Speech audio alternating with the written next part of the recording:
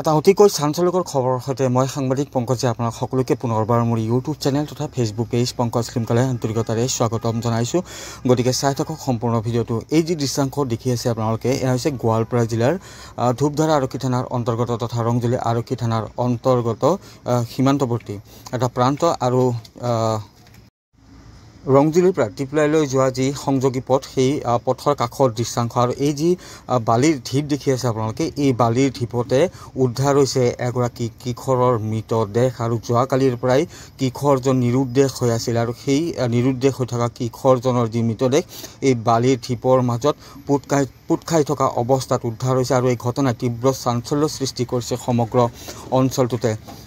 এয়া স্ক্ৰীনত দেখি আছে এটা টিপলাই সংযোগী পথ, আৰু এই টিপলাই সংযোগী পথৰ কাষতে এয়া বালিৰ ঢিপ। আৰু এই বালিসমূহ আচলতে যি ফ'ৰলেনৰ কাম চলি আছে আপোনালোকে জানে, আৰু সেই ফ'ৰলেনৰ কামত ব্যৱহাৰ কৰাৰ বাবে এই বালিসমূহ আনি এনেদৰে মজুত কৰি ৰখা হৈছে। আৰু এই বালিৰ ঢিপৰ মাজতে উদ্ধাৰ হৈছে কিশোৰজন তথা এগৰাকী ছাত্ৰৰ মৃতদেহ। আৰু মৃতদেহ উদ্ধাৰ হোৱা কিশোৰজনৰ যি নাম, সেয়া হৈছে ধনজিৎ খেৰৱাৰ। পুনৰবাৰ জনাই দিছোঁ, ধনজিৎ খেৰৱাৰ নাম ছাত্ৰগৰাকীৰ।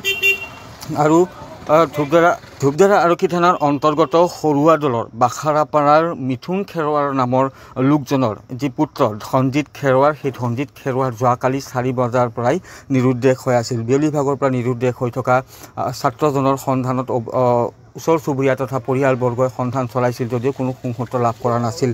কিন্তু আজি য'ত মৃতদেহ উদ্ধাৰ হ'ল, সেই যি বালিৰ ঢিপ, সেই বালিৰ ঢিপৰ কাষতে উদ্ধাৰ হৈছিল যোৱাকালিয়ে ছাত্ৰজনৰ চেণ্ডেল আৰু চাইকেল লৈ ওলাই আহিছিল ধনজিৎ খেৰৱাৰ। আৰু তাৰপিছতে পৰিয়ালৰ লোকে আজি ৰাতিপুৱাৰ ভাগতে ধূপধাৰা আৰক্ষী থানাত এজাহাৰ এখন দাখিল কৰিছিল বা ঘটনা সম্পৰ্কত আৰক্ষীক অৱগত কৰাইছিল লিখিতভাৱে। আৰু তেনে সময়তে তেওঁলোকে খবৰটো পায় যে টিপলাইলৈ যোৱা যি পথ, সেই পথৰ কাষতে মজুত কৰি থোৱা যি সেই বালিৰ ঢিপৰ মাজত ছাত্ৰজনৰ মৃতদেহ উদ্ধাৰ হৈছে। ছাত্ৰজনৰ সন্ধানত আচলতে তেওঁৰ আত্মীয় তথা ওচৰ চুবুৰীয়াই অভিযান চলাই আছিল, আৰু তেওঁলোকে সন্দেহবশতঃ এই বালিৰ যি ঢিপ, সেই বালিৰ ঢিপত তেওঁলোকে উঠি বালিৰ মাজত ছাত্ৰজনৰ সন্ধান চলায়, আৰু যিয়ে যেনেকৈ পাৰে সন্ধান চলাই আছিল। আৰু তেনে সময়তে তাৰে এগৰাকী লোকে প্ৰত্যক্ষ কৰে এটা মৃতদেহৰ মূৰ, আৰু সেই মৃতদেহটো দেখে তেওঁ। আৰু তাৰপিছতে নিশ্চিত হয় যে সেয়া আচলতে ধনজিৎ খেৰৱাৰ নামৰ যিগৰাকী ছাত্ৰ যোৱাকালিৰ পৰা নিৰুদ্দেশ হৈ আছে, সেই ছাত্ৰজনৰে মৃতদেহ। ইতিমধ্যে ঘটনাস্থলীত উপস্থিত হৈছে ৰংজুলি আৰক্ষী দল, ধূপধাৰা আৰক্ষী দলো তাত উপস্থিত হ'ব। আৰু আচলতে এয়া দুৰ্ভাগ্যবশতঃ খেলি থাকোঁতে তেওঁ বালিৰ মাজত পুত গ'ল নে কোনোবা লোকে দুষ্কৃতিকাৰীয়ে ধনজিৎ খেৰৱাৰক এনেদৰে হত্যা কৰি বালিৰ মাজত এনেদৰে পুতি থৈ পলায়ন কৰিছে, সেয়া আৰক্ষীৰ তদন্তৰ পিছতহে অৱগত হ'ব। কিন্তু পৰিয়ালৰ লোকে তথা স্থানীয় লোকে সন্দেহ প্ৰকাশ কৰিছে যে কোনো দুষ্কৃতিকাৰীয়ে আচলতে ছাত্ৰজনক এনেদৰে হত্যা কৰি এনেদৰে পুতি থৈ গৈছে। মন্তব্য আছে, সেয়া শুনে। কওকচোন ঘটনাটো কি হ'ল? মই খান্দা দিয়াতে পালোঁ আৰু পুৰাতে খান্দা দিল, দুহাকে খান্দে পুৰাতে আৰু পালোঁ। মানে বালাৰ মাজত আছিল? বালাৰ মাজত। হয়, পূৰা নোহোৱাহে আছিল? কালিৰ পৰা হৰাইছিল বোলে মানুহটো, এই 4টা বজাৰ পৰা নেকি। তাৰপিছত আৰু বিচাৰি আছে আৰু মানে হেৰি কৰে। আপোনালোকে আজি আপোনালোক দুয়োজনে খান্দিছে? মানে খান্দি চাবা দিল। দুয়োজনে খান্দা নহয়, আমি বিচাৰি আহিছোঁ। বিচাৰি আহি মানে বিচাৰি তাৰমানে কোনখিনি জেগাত খেলে, ক'ত কি কৰে সেইটো চালোঁ। পিছত নতুনকৈ খহা চিন আছিল, সেইটো আইডিয়া কৰি এতিয়া কিয় খহিছে নতুনকৈ, সেইকাৰণে খান্দিবা আমাৰ বুঢ়া কেইজনমান আছে, সিহঁতকো ক'লোঁ যে তাতে নতুনকৈ খান্দা কিবা চিন আছে, চাবা আহিলোঁ। চাবা আহি পিছত খান্দেকটো কি আছে, অলপ দহাকে খান্দেক, নহ'লে কিবা কোদাল আনি খান্দেকটো সেনেকৈ কোৱা কাৰণে ইয়াৰ গাঁৱৰ লগতে খান্দিল। এতিয়া পাইছে আৰু গাঁৱৰ লগত মানে মাথাটো ওলাই আছে।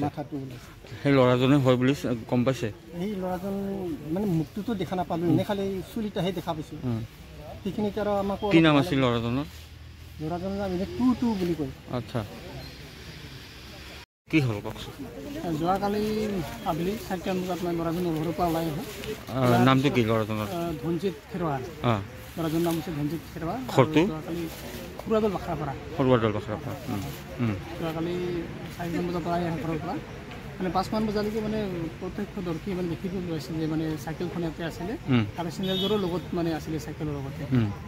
মানে এইখিনি স্থানতে আৰু যোৱাকালিৰ পৰা নিৰুদ্দেশ হৈ আছিলে আজি আমি ৰিপৰ্ট কৰিছিলোঁ থানাত তাতে ৰিপৰ্ট কৰি থকাৰ সময়তে খবৰ পালোঁ আচলতে ল'ৰাজন বাৰীত পোত খাই আছে অঁ কি হ'ব পাৰে আচলতে এতিয়ালৈকে আমি সেই কথাটো চিয়ৰ নহয় তথাপিও হয়তো যিহেতু কম বয়স নহয় ল'ৰাজন কিবা ল'ৰা নহয় গতিকে চলা ফুৰা কৰা ল'ৰা হিচাপে হয়তো নিজে মানে সেই কামটো কৰা নাই কোনোবা বেলেগ কৰা বুলি সন্দেহ কৰি আছে ৰাইজৰ ফালৰ পৰা এই কথাটোৱে মানে আহি আছে মানে কিবা হত্যা হ'ব পাৰে কেনেকৈ হ'ব পাৰে হয়তো